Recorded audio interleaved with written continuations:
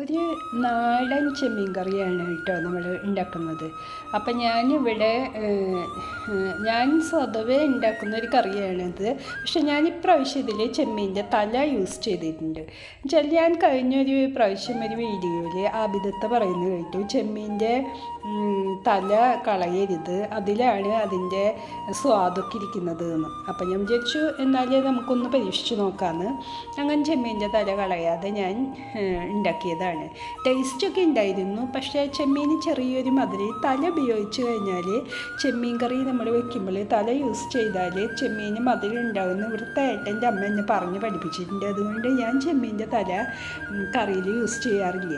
അപ്പോൾ ഇപ്രാവശ്യം മാറി ഒന്ന് ചെയ്ത് നോക്കിയതാണ്. കുഴപ്പമൊന്നുമില്ല, ടേസ്റ്റൊക്കെ ഉണ്ട്. പക്ഷെ ചെറിയൊരു മധുരം വരുന്നുണ്ട് കറിക്ക്. അതുകൊണ്ട് മാങ്ങയുടെ പുളി കുറച്ച് കുറഞ്ഞു പോയി എന്നും തോന്നും. ഇത്രയേ ഉള്ളൂ. Okay, thank you for watching.